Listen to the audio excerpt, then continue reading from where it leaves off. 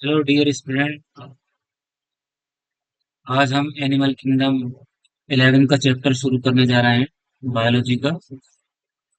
और एनसीईआरटी की line to line पढ़ेंगे और इसको डिटेल में डिस्कस करेंगे। ठीक है।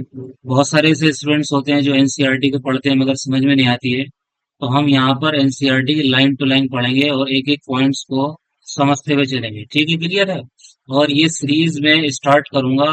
और फर्स्ट ऑफ ऑल सबसे पहले जोलॉजी के चैप्टर्स को मैं कवर कराऊंगा। उसके बाद मैं बॉटनी के चैप्टर्स कवर कराऊंगा। ठीक है। और साथ साथ में जैसे जैसे अ, जैसे जैसे यहाँ पर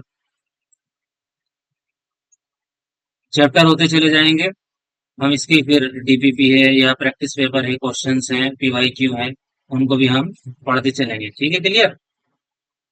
तो यहाँ हम लेके चलते हैं सबसे पहले एनिमल किंगडम के अंदर basis of classification in spite of difference in structure and form of different animals. ये लाइन कह रही है कि एनिमल किंगडम के अंदर नंबर ऑफ स्पीशीज हैं।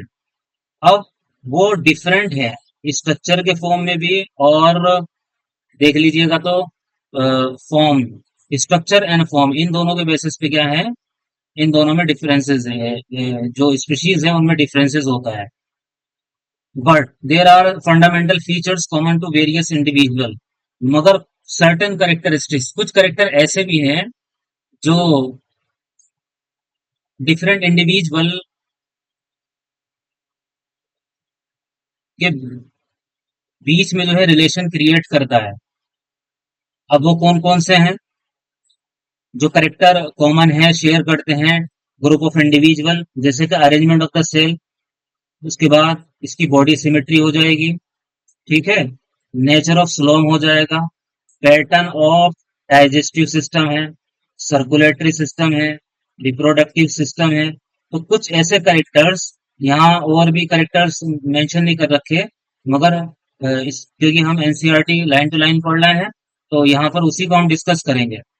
अब ये जो करेक्टर्स हैं इनको हम आगे डिटेल में पढ़ेंगे। These features are use as the basis of classification, यानी कि एनिमल किंगडम के अंदर जो फाइलम को क्लासिफाई किया गया है, इन कुछ सर्टेन करेक्टरिस्टिक्स के बेसिस पे क्या किया गया है, क्लासिफाई किया गया है। ठीक है, क्लियर है। तो यहीं पर इन्हीं चीजों को हम डिस्कस करने वाले हैं। क्या क्या चीजें हैं अभी देखते हैं फिलहाल। खैर, तो नेक्स्ट मूव करते हैं। तो इनमें जो सबसे पहला जो करेक्टर है वो लेवल ऑफ ऑर्गेनाइजेशन है। कौन सा है? Level of organisation. तो लेवल ऑफ ऑर्गेनाइजेशन की अगर हम बात करें, ये करेक्टर हमें क्या कहता है? Level of organisation, though all the members of animals are multicellular, keep it in your mind that animal जितने भी होते हैं सारे के सारे मल्टी सेलुलर होते हैं। मल्टी सेलुलर का मतलब है ये मोर देन वन सेल के ग्रुप से मिलकर बनते हैं। Next, all of them do not exhibit the same pattern of organisation of the cells. अब है तो मल्टी सेलुलर ऑर्गेनिज्म ये सारे के सारे, मगर सबका जो लेवल ऑफ ऑर्गेनाइजेशन है वो सेम नहीं है, डिफरेंट है। अब वो कौन कौन सा डिफरेंट होगा? तो कुछ का तो सेलुलर लेवल पे होगा। किसका होगा? सेलुलर लेवल पे। कुछ जो है हमें यहाँ देखने को मिलेंगे टिश्यू लेवल पे, कुछ यहाँ देखने को मिलेंगे ऑर्गन लेवल पे, कुछ यहाँ पर देखने को मिलेंगे ऑर्गन सिस्टम लेवल। ठीक है। हाँ, तो ये अलग अलग हम लेवल यहाँ पर पढ़ेंगे एक एक करके, और किस किस फाइलम में ये पाए जाते हैं, इसके बेसिस पे ही सवाल बनते हैं। तो सबसे पहले यहाँ पर देख लेते हैं हम स्पॉन्जेस को। ये जो स्पॉन्जेस है ना, ये फाइलम पोरीफेरा के अंदर आते हैं, आगे डिस्कस करेंगे। स्पॉन्जेस ये पोर बियरिंग एनिमल्स हैं। इनके अंदर जो लेवल ऑफ ऑर्गेनाइजेशन देखा गया है वो लूज सेल एग्रीगेट्स है।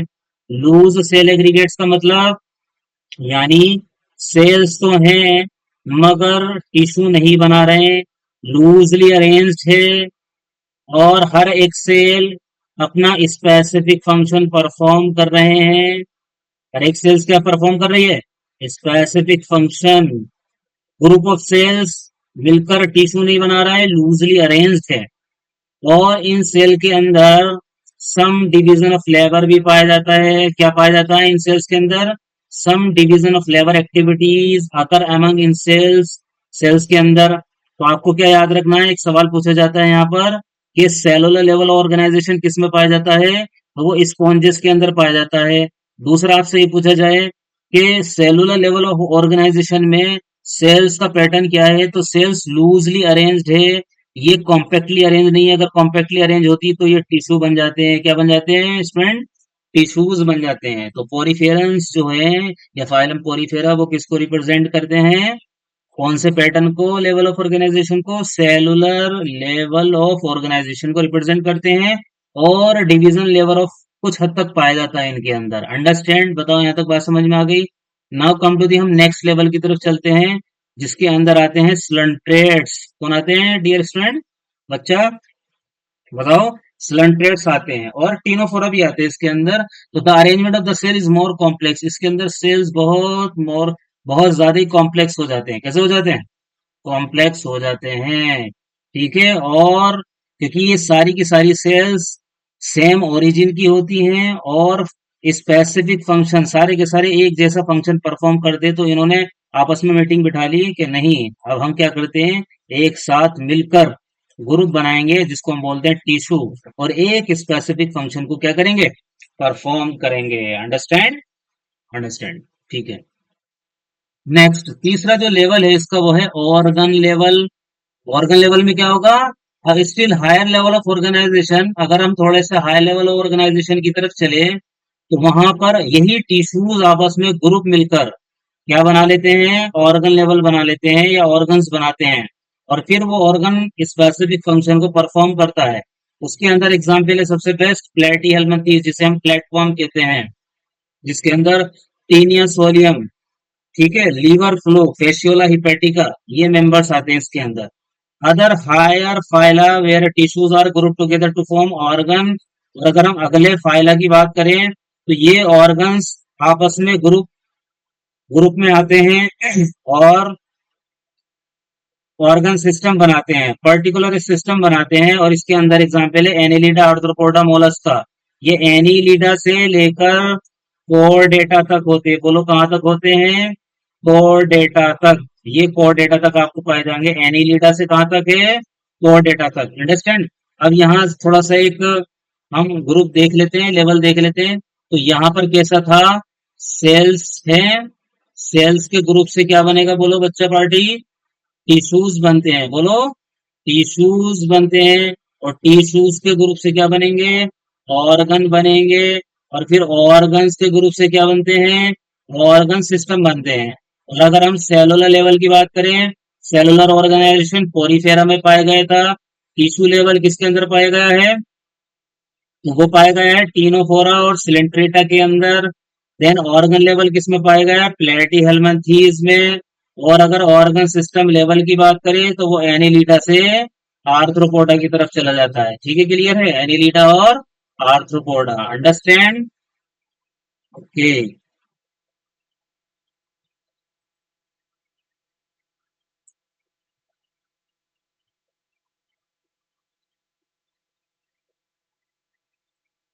तो यहाँ पर अब यहाँ नेक्स्ट आ गया है, organ have associated to form functional system.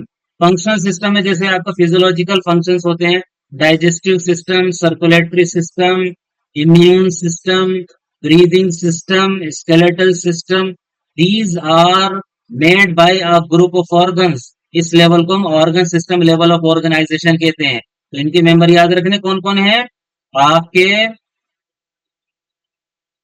S के हेलमिंथेस से लेकर यहाँ पर बस प्लेटी हेलमिंथेस ऑर्गन लेवल दे रखा है। एस के हेलमिंथेस से लेकर आपको यहाँ कहाँ तक मिलेंगे?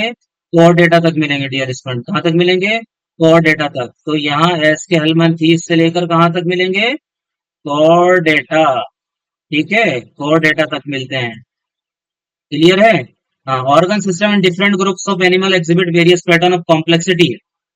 अब already I have discussed with you, digestive system in platyhelminthes has only a single opening to the outside of the body। अब यहाँ जो ये डिस्कस कर रहे हैं, यहाँ पर बॉडी प्लान की बात चल रही है, डाइजेस्टिव सिस्टम की बात चल रही है। बड़े इंपॉर्टेंट पॉइंट है ये। और बहुत इंपॉर्टेंट करेक्टर है। सबसे पहले आप लोग समझो, तब समझ में आएगा। यहाँ पर जैसे इसको यहाँ पर जो मेंशन किया गया है वो डाइजेस्टिव डाइजेस्टिव सिस्टम के बेसिस पे किया गया। अब ये कंप्लीट भी हो सकता है और इनकम्प्लीट भी हो सकता है। तो यहाँ सबसे पहले हम इनकम्प्लीट देख लेते हैं। Incomplete digestive system, incomplete digestive system में क्या होगा, एक सिंगल कोर होगा और ये ब्लाइंड सेक आपका नजर आएगा। यहीं से आपका फूड का इनटेक होगा और यहीं से वेस्ट मटेरियल बाहर निकलेगा। यानी इजेशन, इंजेशन एंड इजेशन। यहाँ इंजेशन होगा और यहाँ पर इजेशन होगा। मैं दोबारा से रिपीट कर रहा हूँ, फूड का इंटेक भी इसी सिंगल कोर से होगा और फूड जो अनडाइजेस्टेड फूड मटेरियल है, ये अनडाइजेस्टेड मटेरियल है, वो भी इसी रास्ते से ही निकलेगा। यानी इंजेशन और egestion perform a single core. अब इस तरीके का जो बॉडी प्लेन है उसको हम ब्लाइंड सेक कहते हैं। ब्लाइंड सेक सिस्टम होता है जिसमें एक रास्ता ही आने जाने का होता है और दूसरा रास्ता बंद होता है। ठीक है, क्लियर है। इस तरीके के डाइजेस्टिव सिस्टम को इनकम्प्लीट डाइजेस्टिव सिस्टम भी कहते हैं और साथ साथ में इसको हम ब्लाइंड सेक बॉडी प्लेन भी कहते हैं। तो यहाँ पर डाइजेस्टिव सिस्टम की बात कर रहे हैं और ये डाइजेस्टिव सिस्टम वैसे देखा जाए ना नॉर्मली, तो ऑब्वियसली इसको पोरीफेरा पोरीफेरा से भी ले लेते हैं और फिर पोरीफेरा होता है, फिर इसमें जो है सिलेंट्रेटा भी आता है, टीनोफोरा भी आता है और एस के हेलमंथीस तक आता है। ठीक है, क्लियर है। और सॉरी, प्लेटी हेलमंथीस तक। तो ये चार मेंबर इसके अंदर आते हैं, या चारों फाइला कह लीजिए, पोरीफेरा, सिलेंट्रेटा, टीनोफोरा और प्लेटी हेलमंथीस। मगर मेनली एनसीईआरटी के बेसिस पे अगर डाइजेस्टिव सिस्टम की बात करें इनकम्प्लीट, या मैं पहले कह रहा हूं, आप लोग लिख लेना अपना, कि जो प्लेटियलमंथीज है उसके अंदर सिंगल ओपनिंग पाई जाती है, इसको इनकम्प्लीट डाइजेस्टिव सिस्टम भी कहते हैं, इनकम्प्लीट डाइजेस्टिव सिस्टम। साथ साथ में इसको हम ब्लाइंड सेक बॉडी प्लेन कहते हैं। बोलो क्या, ब्लाइंड सेक बॉडी प्लेन क्या बोलते हैं, ब्लाइंड सेक बॉडी प्लेन। ठीक है, याद रहेगा, क्लियर है, यहाँ तक याद रखना। तो यहाँ पर एक लाइन भी आती है, देखो यहाँ पर ये क्या कहा गया है इन्होंने, single opening to the outside of the body that serves as both mouth and anus. ये सिंगल पोर है, ठीक है। यही आपका माउथ होगा और यही आपका एनस होगा। अंडरस्टैंड अच्छा party my dear student, and hence called incomplete digestive system. यह मैंने क्या कहा था, ब्लाइंड से बॉडी प्लान, याद रखिएगा। A complete digestive system has two opening। देखो आगे एनसीईआरटी के बेस पे ही हम क्वेश्चंस कराएंगे, तो वहां पर यही करेक्टर मेंशन होंगे और जो क्वेश्चंस होंगे ना वो इन्हीं पैराग्राफ के अकॉर्डिंग होंगे। Now come to the digestive system has two opening, mouth भी है और एनस भी है। ऐसा डाइजेस्टिव सिस्टम जिसमें माउथ भी हो और एनस भी हो, यानी आपका माउथ के लिए रास्ता अलग हो और एनस के लिए रास्ता अलग हो। ये माउथ है फूड का इंटेक होना, ठीक है, ये माउथ है फूड का इंटेक होना और यहां से वेस्ट मटेरियल या अनडाइजेस्टेड फूड मटेरियल का बाहर निकल जाना, ये एनस है।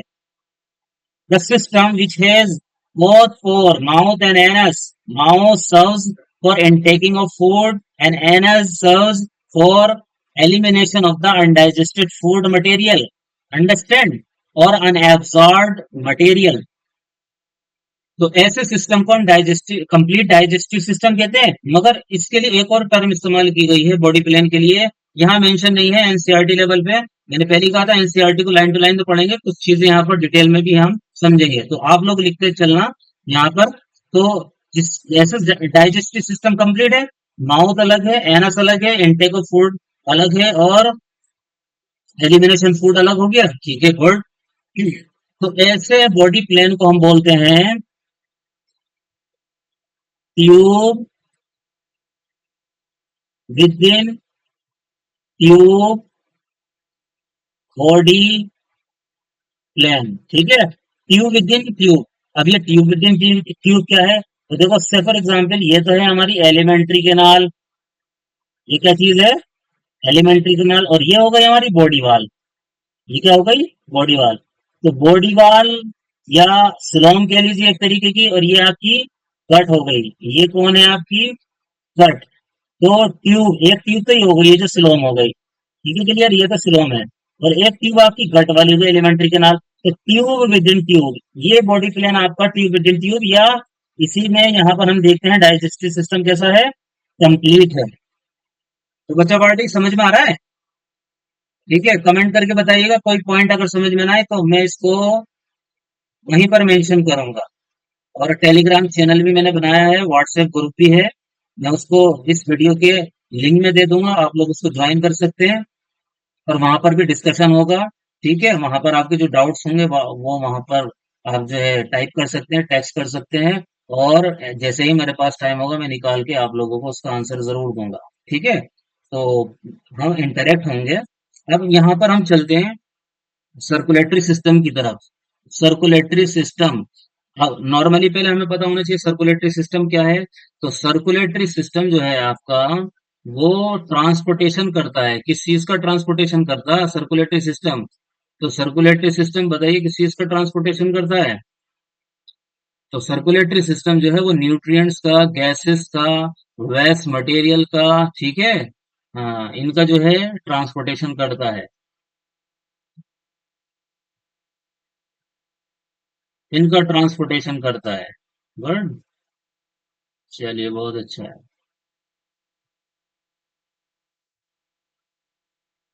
चलो आगे बढ़ते हैं यहाँ पर।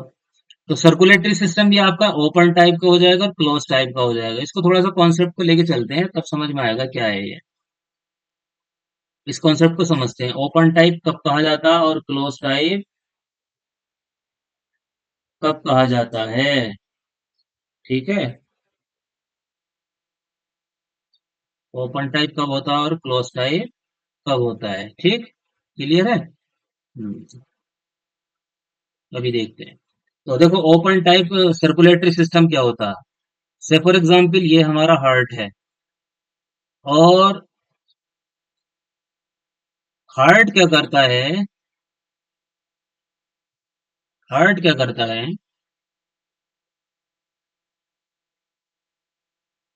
यहाँ पर साइनसेस हैं। Sinuses is nothing but a cavity. और यहीं पर आपके टिश्यूज हैं, ऑर्गन्स हैं। ठीक है, तो हार्ट का काम क्या है? हार्ट यहाँ से जैसे ही ब्लड पंप करेगा तो हार्ट से सारा का सारा ब्लड जो है साइनसेस के अंदर आ जाएगा। और यहीं पर आपका गैसियस का एक्सचेंज हो जाएगा, वेस्ट मटेरियल एलिमिनेशन हो जाएगा, distribution of absorbable substances like amino acid है, ग्लूकोज है, फैटी एसिड्स हैं। ठीक है, ये सब एक्सचेंज हो जाएंगे। उसके बाद में फिर ये फिर दोबारा से सर्कुलेटरी सिस्टम में चला जाएगा। इसको हम डिटेल में पढ़ेंगे कॉकरोच के अंदर। ठीक है, किसमें पढ़ेंगे? कॉकरोच के अंदर। ठीक है, कॉकरोच में। चलो ठीक है। अब देखो यहाँ पर क्या कहा, ओपन सर्कुलेटरी सिस्टम के अंदर, in which the blood is pumped out of the heart. Blood pump हुआ हार्ट से, और सेल्स में और टिश्यूज में, या डायरेक्टली सेल्स और टिश्यूज के कांटेक्ट में आ गया, या कह लीजिए कि टिश्यूज और सेल डायरेक्टली ब्लड के अंदर क्या कर रहे हैं, बात कर रहा है, मतलब नहा रहे हैं, और डायरेक्टली एक्सचेंज ऑफ गैसेस चल रहा है, न्यूट्रिएंट्स चल रहा है, एंड एलिमिनेशन चल रहा है वेस्ट मटेरियल का। ठीक है। अब close circulatory system common type अगर हम देखें, क्लोज सर्कुलेटरी सिस्टम तो वो हमारी बॉडी में पाया जाता है। अच्छा, स्पेशली ओपन सर्कुलेटरी सिस्टम को जो मेंशन करते हैं वो ज्यादातर हम आर्थ्रोपोड्स में कॉकरोच को करते हैं, आर्थ्रोपोड्स के अंदर। ठीक है, क्लियर है? आर्थ्रो जो पोड्स हैं कॉकरोच, उसके अंदर हम इसको डिस्कस करते हैं। अब क्लोज सर्कुलेटरी सिस्टम नॉर्मली अगर हम देखें, सबसे बेस्ट एग्जांपल हम ही हैं। हमारे पास में पाइपलाइन डली हुई है हमारी बॉडी के अंदर। ठीक है, हमारा हार्ट क्या करता है? ब्लड को पंप करता है, और इन्हीं पाइपलाइन यानी ब्लड जो ब्लड वेसल्स हैं, लाइक आर्टरीज है, वेन्स हैं, कैपिलरीज हैं, इनके जरिए से ये हमारा ब्लड जाता है और न्यूट्रिएंट्स को, गैसेस को एक्सचेंज करता है, और वेस्ट मटेरियल को टिश्यू से ले लेता है। ठीक है, और यही ब्लड फिर जाता है किडनी के पास, वहां पर इसका फिल्ट्रेशन होता है, वहीं से यूरिन बन के तैयार होता है। ठीक है, क्लियर है? तो क्लोज सर्कुलेटरी सिस्टम में क्या हुआ है? Blood is circulated through series of vessels of varying diameter. ये क्या है वेरिंग डायमीटर? जाहिर बात है, आर्टरी का डायमीटर अलग है, वेन का डायमीटर अलग है, कैपिलरी का डायमीटर अलग होता है। मैं अगर कलर चेंज करूं, किसके लिए? आर्टरी के लिए, तो आर्टरी का जो कलर होता है वो ब्लू ब्लू कलर होता है।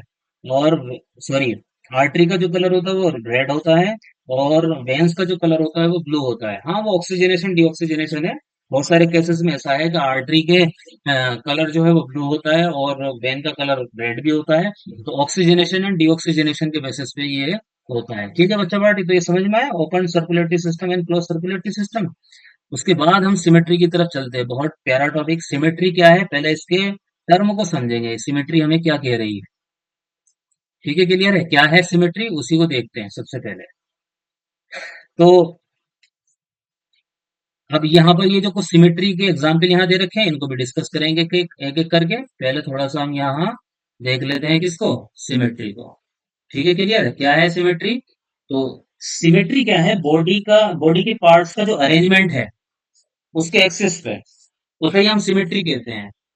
ठीक है, तो animal can be categorise on the basis of their symmetry. Animal को कैटेगराइज किया गया है उनकी सिमेट्री के बेसिस पे। कुछ ऐसे एनिमल्स है, अगर उनको कहीं से भी कट कर दो, ये सपोज करो एक इरेगुलर टाइप का ऑर्गेनिज्म है, जैसे पोरीफेरंस है, मोस्टली वो एसिमेट्रिकल होते हैं। कुछ ही मेंबर है जो जिसमें रेडियल सिमेट्री पाई जाती है। तो ऐसा फॉर एग्जाम्पल जैसे ये ले लिया हमने, पोरीफेरा इरेगुलर टाइप का है। अब इसको कहीं से भी कट कर दो तो यहाँ पर इक्वल पार्ट्स हमें बॉडी के नहीं मिलेंगे। ठीक है, क्लियर है। हाँ, राइट एंड लेफ्ट पार्ट आपके इक्वल नहीं मिलेंगे, आइडेंटिकल नहीं मिलेंगे। तो ऐसे कंडीशन को हम एसिमेट्रिकल कहते हैं। अब ये मैचिंग में भी आता है सवाल, और इसके डेफिनेशन के बेसिस पे भी आता है, तो आपको याद रखना है। एसिमेट्रिकल मेंबर्स या एसिमेट्रिकल वो होते हैं जब हम उसकी बॉडी प्लेन को कहीं से भी कट करें उसके सेंट्रल एक्सिस से, तो बॉडी दो में डिवाइड ना हो, इक्वल पार्ट्स में डिवाइड ना हो। तो ऐसे मेंबर्स एसिमेट्रिकल मेंबर्स कहलाते हैं। और इसका सबसे बेस्ट एग्जांपल कौन है भाई, बोलो। स्पॉन्जेस। कौन है, स्पॉन्जेस। अब यहाँ पर एक डेफिनेशन भी दी थी, any plane that passes through the centre does not divide into equal halves. हमने प्लेन से कट तो किया सेंटर को क्रॉस करते हुए, इमेजिनरी लाइन लगाते हैं, ठीक है, मगर इक्वल पार्ट इसके नहीं बने। When any plane passing through the central axis of the body divided into organism into two identical halves। अब यहाँ याद रखना है, रेडियल सिमेट्री की तरफ जा रहे हैं हम। एनी प्लेन कहा, एनी प्लेन का मतलब है यानी हम इसको यहाँ से कट कर दे या यहाँ से कट कर दे या यहाँ से कट कर दे, किसी भी प्लेन से, और उसके सेंटर से क्रॉस कराएं, तो उसके जो पार्ट्स हैं वो दो आइडेंटिकल पार्ट्स में डिवाइड हो जाएंगे। ये लाइन बड़ी इंपॉर्टेंट है। एसिमेट्रिकल में एनी प्लेन पासिस पासिंग करी मगर डिवाइड नहीं हुआ इक्वल हाउस के अंदर।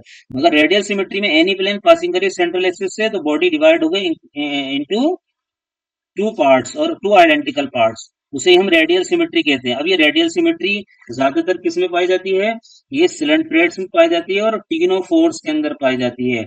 और सबसे जो प्यारा इसका एग्जाम्पल है जो इकाइनोडर्म्स है, इकाइनोडर्मेटा, जो आपका सेकंड लास्ट फाइलम है इनवर्टिब्रेट्स का, 11 मेजर फाइलम में से, 10 मेजर फाइलम में से इकाइनोडर्म्स की जो एडल्ट फॉर्म है ना, एडल्ट फॉर्म, हाँ एडल्ट फॉर्म, ये तो दिखाती है आपकी रेडियल सिमेट्री। और जो इसकी लार्वल फॉर्म है ये दिखाती है आपकी bilateral symmetry. Bilateral symmetry, understand. तो ये याद रखना बहुत इंपॉर्टेंट है, और ये क्लासिफिकेशन में एट्रिस्क वहां पे भी लगा हुआ है। तो एडल्ट फॉर्म इकाइनोडर्म्स की कैसी शो कराती है, रेडियल सिमेट्री। और लार्वल फॉर्म कैसी शो कराती है, bilateral symmetry. Have this kind of body plan. Animal like annelids, arthropod. अब अगर हम एनिलिड्स की बात करें, आर्थ्रोपोड्स की बात करें, और अगर देखा जाए तो मोलस्का की बात करें, हालांकि मोलस्का में भी कुछ ऐसे मेंबर है जो एसिमेट्रिकल होते हैं। ठीक है, एसिमेट्रिकल मतलब इनकी कोई सिमेट्री नहीं होती है, उनके टॉर्जन इफेक्ट की वजह से, उसको फाइलम में हम देखेंगे। अब याद रखना, देखो यहाँ बायलैटरल सिमेट्री में क्या होगा, सिर्फ एक ही प्लेन से कट किया जाएगा, एक ही प्लेन से। ठीक है, एक ही प्लेन। ये अगर कोई बॉडी है तो हम इसको सिर्फ एक ही प्लेन से कट कर सकते हैं, वर्टिकल।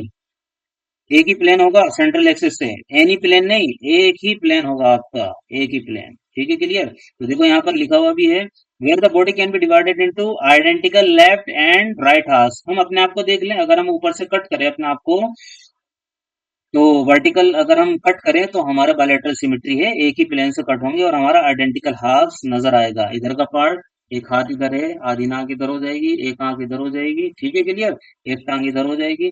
Bilateral symmetry. अब देखो इसके कुछ डायग्राम यहाँ दे रखे हैं, इसको देख लेते हैं। ये एग्जाम्पल दे रखा है आपका हाइड्रा का। ठीक है, क्लियर है।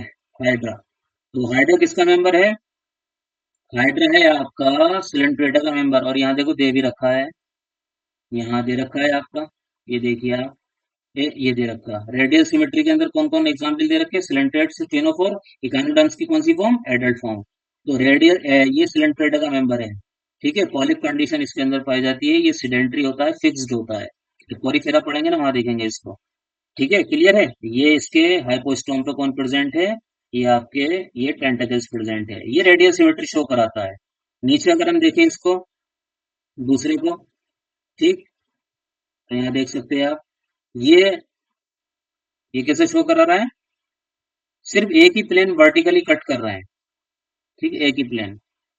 यस, और ये एक आइडेंटिकल पार्ट है और ये एक आइडेंटिकल पार्ट है, ठीक है, क्लियर है। तो ये आपका हो गई सिमेट्री कंप्लीट।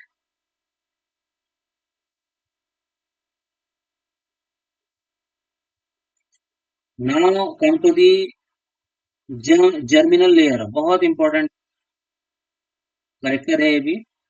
तो क्या करेक्टर है, इसको भी देख लेते हैं अभी हम।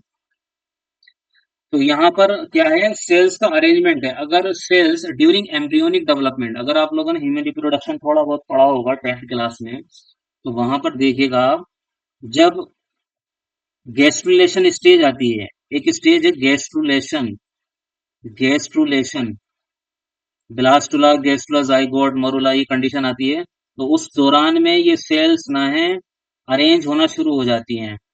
अब अगर ये सेल्स दो लेयर में अरेंज हुई, कितनी लेयर में, दो लेयर में, तो इसको तो बोलते हैं हम डिप्लोब्लास्टिक। ऐसे मेंबर जिनकी एम्ब्रियोनिक डेवलपमेंट के दौरान गेस्टुलेशन स्टेज में सेल्स दो लेयर में अरेंज होती है, उनको तो हम बोलते हैं क्या, डिप्लोब्लास्टिक। और अगर एम्ब्रियोनिक डेवलपमेंट के दौरान अगर यही तीन लेयर में अरेंज होती है, कितनी लेयर में, तीन लेयर में अगर ये अरेंज हो रही है, तो इसको हम बोलते हैं ट्रिप्लोब्लास्टिक। क्या बोलते हैं, ट्रिप्लोब्लास्टिक। अब इसके भी एग्जाम्पल यहाँ पर है और यहाँ पर ये डायग्राम भी दे रखे हैं। Animals in which the cells arrange in two embryonic layer, अगर एनिमल्स हैं एम्ब्रियोनिक डेवलपमेंट डेवलपमेंट के दौरान अगर सेल्स दो लेयर में अरेंज हो रही है, लाइक बाहर वाली को हम एक्टोडर्म कहते हैं और अंदर वाली को एंडोडर्म, ये आउटर मोस्ट है, ये इनर मोस्ट है, उसको हम डिप्लोब्लास्टिक कहते हैं। देखो ये रही, ये आपकी एक्टोडर्म हो गई, ये कौन है, एक्टोडर्म, बाहर वाली, और ये कौन है, एंडोडर्म। सही है। मगर याद रखिएगा इसके बीच में जो इंपॉर्टेंट चीज है, इन दोनों के बीच में एक लेयर होगी,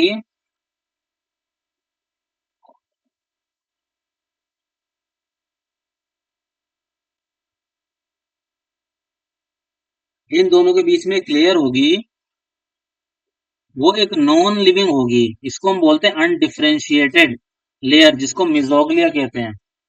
इनको हम क्या बोलते हैं, बोलो, मिजोग्लिया। देखो ये रही, यहाँ कोई सेल्स नहीं है, ये जेली लाइक सब्सटेंस है, आप लिखना चाहो लिख सकते हो, ये एक जेली लाइक सब्सटेंस है, नॉन लिविंग है, ठीक है, क्लियर है।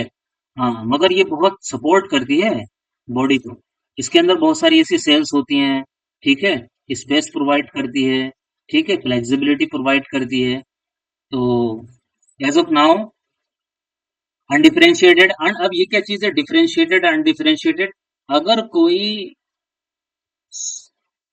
अगर नंबर ऑफ सेल्स हैं, अगर उनको कोई पर्टिकुलर स्ट्रक्चरली और फंक्शनली स्पेशलाइज नहीं हुई है, ठीक है, तो वो कंडीशन हमारी अनडिफरेंशिएटेड कहलाती है, यानी उनका कोई इफेक्ट नहीं, अभी कोई फ्यूचर नहीं है, ठीक है, वो अनडिफरेंशिएटेड होती है। तो नॉन लिविंग है, जेली लाइक सब्सटेंस है, जो प्रेजेंट होती है किसके बीच में, एक्टोडर्म और एंडोडर्म के बीच में, ठीक है। जो डिप्लोब्लास्टिक एनिमल है उनके एक्टोडर्म और एंडोडर्म के बीच में एक लेयर होती है, जिसको हम क्या बोलते हैं, मिजोग्लिया कहते हैं। बोलो क्या बोलते हैं, मिजोग्लिया कहते हैं। इस present in between ectoderm and endoderm. ये सवाल पूछा जाता है कि मिजोग्लिया किस तरीके की लेयर है, तो एक अनडिफरेंशिएटेड जेली लाइक सब्सटेंसेस, और साथ साथ में क्या प्रेजेंट है, जेली लाइक है, नॉन लिविंग है ये, ठीक है। प्रेजेंट कहाँ होती है, एक्टोडर्म और एंडोडर्म के बीच में। नाउ अगर हम ट्रिप्लोब्लास्टिक की बात करें, यहीं पर एक डायग्राम है दूसरा ट्रिप्लोब्लास्टिक का, तो थोड़ा इसको देख लेते हैं। ट्रिप्लो में क्या होता है, यहाँ पर आपको एक्टोडर्म भी मिलेगी, मीजोडर्म भी मिलेगी और एंडोडर्म भी मिलेगी। ये एक्टोडर्म है, ये मीजोडर्म है और ये एंडोडर्म है, ठीक है, क्लियर है। यहाँ पर तीन लेयर डेवलप हुई है एम्ब्रियोनिक डेवलपमेंट के दौरान, या सेल्स का जो अरेंजमेंट हुआ वो तीन लेयर्स में हुआ है। अब इसकी डेफिनेशन यहाँ देख लेते हैं और इसके कुछ मेंबर देख लेते हैं। ठीक है, क्लियर है। अब यहाँ याद रखिएगा, ये जो डिप्लोब्लास्टिक एनिमल है वो कौन कौन है, इसके बारे में भी हमें पता होना चाहिए। तो डिप्लोब्लास्टिक एनिमल आपके दो यहाँ पर फाइलम दे रखे हैं। एक तो है आपका सिलेंट्रेटा, जिसके अंदर हाइड्रा आता है, और एक आता है टीनोफोरा। कौन है? टीनोफोरा। ये दो मेंबर है जिसमें डिप्लोब्लास्टिक कंडीशन पाई जाती है। दो फाइला कह लीजिए जिसके अंदर क्या है, डिप्लोब्लास्टिक कंडीशन पाई जाती है। ये सवाल पूछा जाता है, एग्जाम्पल भी है ये इसके। ठीक, now come to the triploblastic. Triploblastic, तो ट्रिप्लोब्लास्टिक में क्या है, these animals in which developing embryo has third germinal layer. आ गई नहीं, देखो तीसरी जर्मिनल लेयर, जिस एक्टोडर्म और एंडोडर्म के बीच में कौन सी लेयर आ चुकी है, मीजोडर्म आ चुकी है। So we call it triploblastic. इसकी स्टार्टिंग कहां से हुई है, प्लेटी से लेकर कोर्डेट्स तक, ये याद रखिएगा। अब इसके अंदर एक सवाल आता है, बहुत प्यारा सवाल बनता है क्या, ये पूछते हैं कि फर्स्ट ट्रिप्लोब्लास्टिक एनी फाइलम कौन सा है। हालांकि ट्रिप्लोब्लास्टिक के बारे में अगर आएगी बात तो यहाँ प्लेटी से कोर्डेट्स तक है, मगर ये पूछ लेगा इनमें से वो कौन सा फाइलम है जिसके अंदर ट्रिप्लोब्लास्टिक कंडीशन पहले पाई गई, तो वो फाइलम है आपका कौन सा, प्लेटी। अंडरस्टैंड? ठीक है। Now come to the next basis of, next character और बेसिस ऑफ क्लासिफिकेशन में वो है आपका स्लोम। कौन है? स्लोम। ठीक, तो इस स्लोम को भी देख लेते हैं क्या कह रहा है ये। स्लोम की अगर बात करें तो सबसे पहले स्लोम का एक करेक्ट एक थोड़ा सा आइडिया होना चाहिए कि स्लोम क्या होती है। तो देखिएगा, स्लोम ये है हमारी बॉडी वाल, ये है हमारी कौन, बॉडी वाल। ठीक, और इसको कह लीजिए गटवाल। ये कौन है? गटवाल, यानी एलिमेंट्री कैनाल जिसे कहते हैं। ये गट हो गई, और ये क्या हो गई आपकी,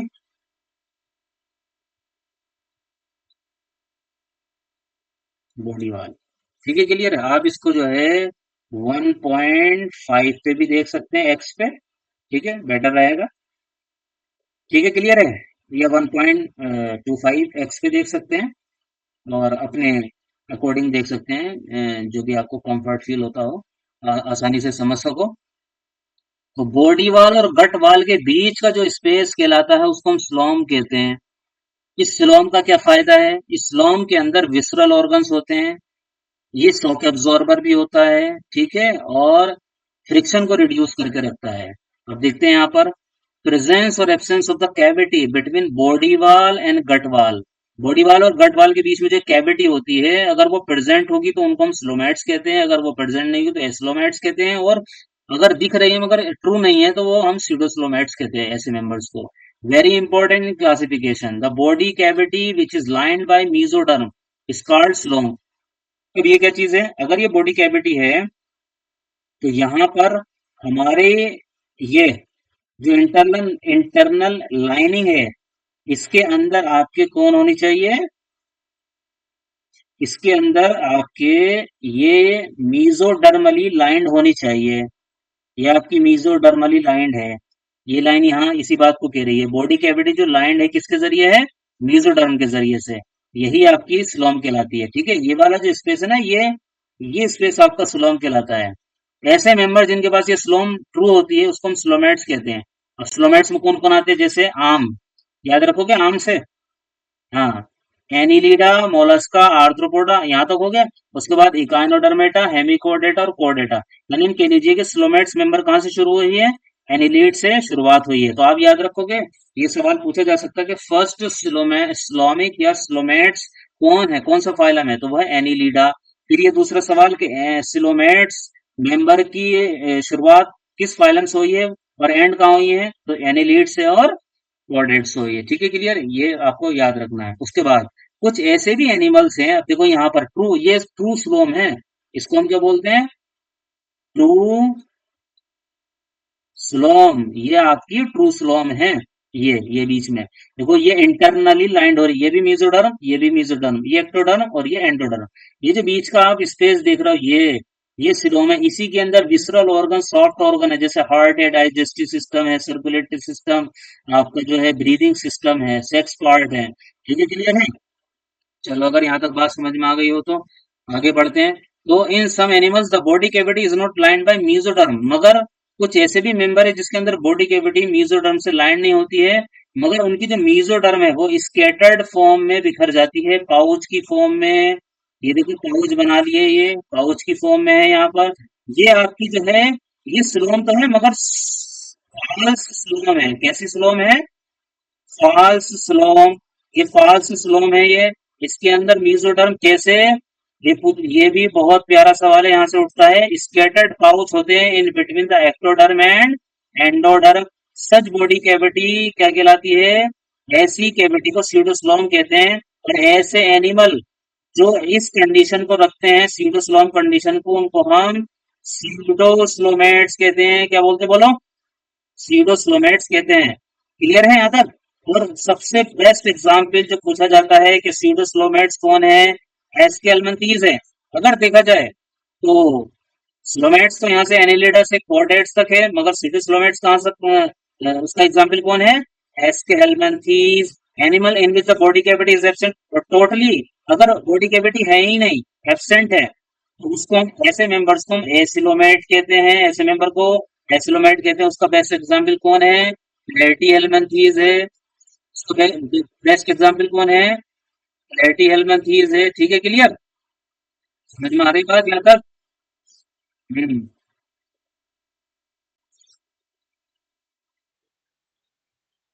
अगर यहाँ तक बात समझ में आई तो आगे बढ़ेंगे हम फिर।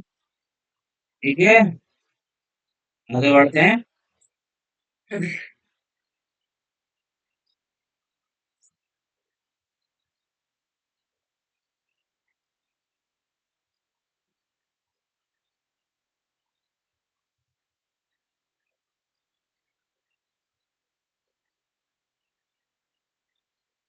नाम हो segmentation.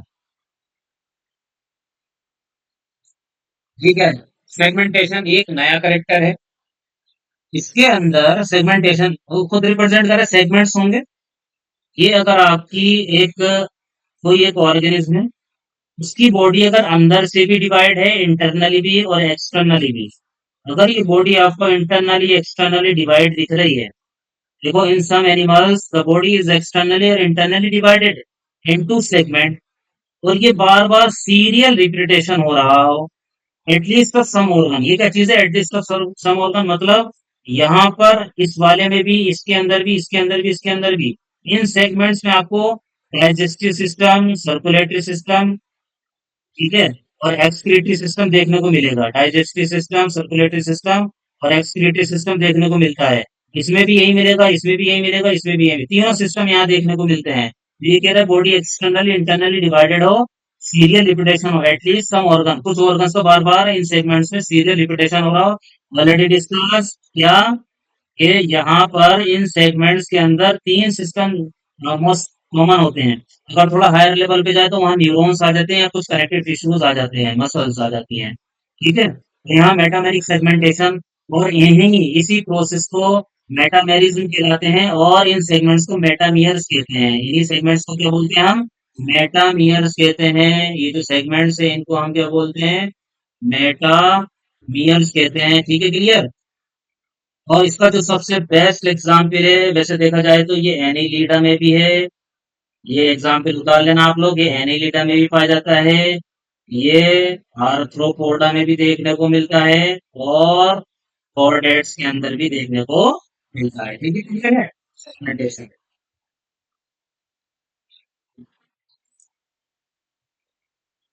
Now come to the notochord. Notochord क्या है? ये मीजोडर्मली डेरिवेटिव होती है। ये आगे डायग्राम है एक इसका। ये एक रोड लाइक स्ट्रक्चर है। ठीक है, road like structure which are present on dorsal surface of the body, dorsal surface of the body। यहीं पर आपका एलिमेंट्री कैनाल है, और उधर ऊपर देखें तो यहाँ पर आपको स्पाइनल कॉर्ड देखने को मिलेगी। तो नोटोकॉर्ड जो है एक रोड लाइक स्ट्रक्चर है। देखो नोटोकॉर्ड इज मीजोडर्मली, मतलब ऊपर जो तीन लेयर के बारे में हमने डिस्कस किया था ना, ये तीन लेयर जो है, एक्टोडर्म, मेसोडर्म, एंडोडर्म, इन्हीं से आगे चल के ऑर्गन्स बनते हैं। तो इन्हीं से आगे चल के ऑर्गन्स बनते हैं। तो यहाँ पर हम जो डिस्कस कर रहे हैं, वो क्या डिस्कस कर रहे हैं? नोटोकॉर्ड। तो नोटोकॉर्ड किसकी बनी हुई है? मीजोडर्म से बनी हुई है, इसलिए इसको मीजोडर्मली डिराइव कहा। कैसी है? रोड लाइक स्ट्रक्चर है। ये डोर्सल साइड पे बनती है during embryonic development in some animal. जिन एनिमल्स के अंदर ये पाई जाएगी उनको हम कॉर्डेट्स कहते हैं, और जिनके अंदर ये एब्सेंट होती है उनको हम नॉन कॉर्डेट्स कहते हैं। ठीक है, क्लियर है? तो देखो यहाँ पर animals with notochords are called chordates, and those animals with do not form this structure is called non chordates. बच्चा पार्टी समझ में आया? नॉन कॉर्डेट्स कौन है? पॉलीफेरा से इकाइनोडर्मेटा है। ठीक है, हेमिकोर्डेटा भी इसी के अंदर आता है। हेमिकोर्डेटा शुरुआत में इसको कॉर्डेट्स के अंदर रखा गया था, मगर देखा बाद में कुछ साइंटिस्ट ने नहीं, कोई स्ट्रक्चर है नहीं नोटोकॉर्ड, फिर उसको दोबारा से किस में रख दिया? नॉन कॉर्डेट्स के अंदर रख दिया है। ठीक है, क्लियर है?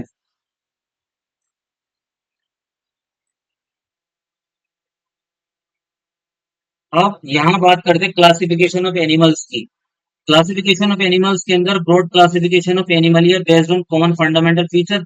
अब ये जो हमने करेक्टर्स पढ़े हैं सारे के सारे, ये अब फाइलम के अंदर जो 11 मेजर फाइल हैं उनके अंदर इनको हम डिस्कस करेंगे। अब देख लो यहाँ पर जो हमने ऊपर करेक्टर पढ़े हैं। अगर किंगडम की बात करें तो कौन सा किंगडम है हमारा? एनिमल ही है, और शुरू में ही पढ़ा था एनिमल्स कैसे होते हैं, मल्टी सेलुलर। अब लेवल ऑफ ऑर्गेनाइजेशन की तो हमने सेलुलर लेवल पे भी पढ़ा, टिश्यू लेवल पे भी, ऑर्गन लेवल पे भी, और ऑर्गन सिस्टम लेवल पे। सेलुलर लेवल की बात करें तो सिमेट्री कैसी है? मोस्टली मोस्टली एसिमेट्रिकल होते हैं। और बॉडी कैविटी एसिलोमेट, देखो एग्जाम्पल कौन है?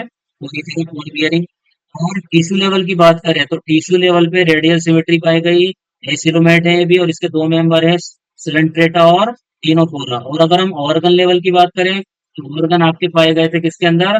प्लेटिहेल्मिन्थेस के अंदर। अब अगर हम कैविटी की बात करें तो प्लेटिहेल्मिन्थेस में तो कोई कैविटी नहीं होती है, ये कैसा हो जाएगा? एस्लोमेट्स। और अगर हम एस्केलमेंथेस को देखें तो इसमें फाल्स कैविटी थी, पता चलिए ना फाल्स कैविटी। हाँ, ये बीच में ये पाउचेस थे आपके, देखे होंगे ये पाउचेस। हाँ, ये मेसोडर्म्स जो हैं स्कैटर्ड पाउचेस जो है स्कैटर्ड फॉर्म में रहती है। ठीक है, मेसोडर्म जो है वो पाउचेस के फॉर्म में स्कैटर्ड कंडीशन में रहती है। और अगर स्लॉम है, ट्रू है, तो उसमें कौन कौन थे मैंने बताया था? एनिलिडा से लेकर कोर्डेटा तक। अब ये पूछा जाए कि फर्स्ट स्लोमैट्स एनिमल कौन है, तो एनिलिडा है। ये स्लोमैट्स के कौन कौन से फाइलम है? एनिलिडा, आर्थ्रोपोडा, मोलस्का, इकानोडर्मेटा, हेमिकोर्डेटा और कोर्डेटा। यहाँ एक पॉइंट डिस्कस करना बच्चा आप लोगों के साथ, जो रेडियल सिमेट्री है, देखो इन दोनों में तो पाई जाती है रेडियल सिमेट्री, मगर ये रेडियल सिमेट्री आपके इकानोडर्म्स में पाई जाती है। यहाँ देख रहा हो एटरीज। हाँ, वो भी कौन सी फॉर्म में पाई जाती है? मैंने बताया था आप लोगों को, एडल्ट फॉर्म में पाई जाती है। अंडरस्टैंड? ये एडल्ट फॉर्म में पाई जाती है। अब ऑर्गन सिस्टम लेवल की बात करते हैं। ऑर्गन सिस्टम लेवल कहाँ से शुरू हुआ? ऑर्गन सिस्टम लेवल आपका हमारा शुरू हुआ है एस्केलमंथीस से। ऑर्गन सिस्टम लेवल आपका एस्केलमंथीस से शुरू हो जाता है। ऑर्गन लेवल तो प्लेटिहेल्मिन्थेस से। Organ system level firstly was developed in Aschelminthes up to the chordates, chordates तक जाता है। ठीक है, क्लियर? तो आज हमने जो है वो बेसिस ऑफ क्लासिफिकेशन, यानी करेक्टर्स के बेसिस पे जो क्लासिफिकेशन होगा उन करेक्टर को वन बाय वन पढ़ा। अब यही 20 character further repeat in 11 major phyla. Understand? तो आज के लिए हम इतना ही रखते हैं, आगे हम फाइलम डिस्कस करना शुरू करेंगे। ठीक है? एनसीईआरटी के कोई भी अगर पॉइंट या कोई टर्म आपको समझ में नहीं आया, मुझे कमेंट करके जरूर बताइएगा, मैं उसका जवाब दूंगा, और मैं आप लोगों के साथ बना रहूंगा। लाइन टू लाइन एनसीईआरटी को हम जो है डिटेल्स में डिस्कस करेंगे। ठीक है, क्लियर है? Best of luck.